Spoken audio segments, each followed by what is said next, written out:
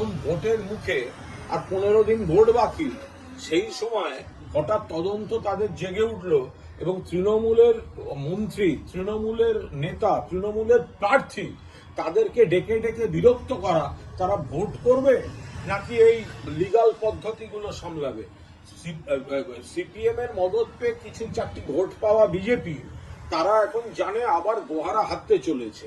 তো সেই কারণে যাতে তৃণমূলের প্রার্থীরা একদিকে ভোটার লিস্ট থেকে ভোট কাটছে বৈধ ভোটারদের, অন্যদিকে যারা তৃণমূলের প্রার্থী তাদের মোকাবিলা করতে না পেরে এজেন্সি দিয়ে ডিস্টার্ব করছে। সবাই বোঝেন যে ভোটের 15 দিন আগে হঠাৎ পুরনো মামলা নিয়ে জেগে উঠে প্রার্থীদের ডেকে পাঠানো, এটা যে বিজেপির যে একেবারে প্যানিক রিয়াকশন, দল পারছে না, নেতারা পারছে না, নরেন্দ্র মোদী অমিত শাহর বক্তৃতা হচ্ছে প্রত্যাখ্যাত, তাই এখন ভোটটাকে ডিস্টার্ব করার চেষ্টা করছে। এসব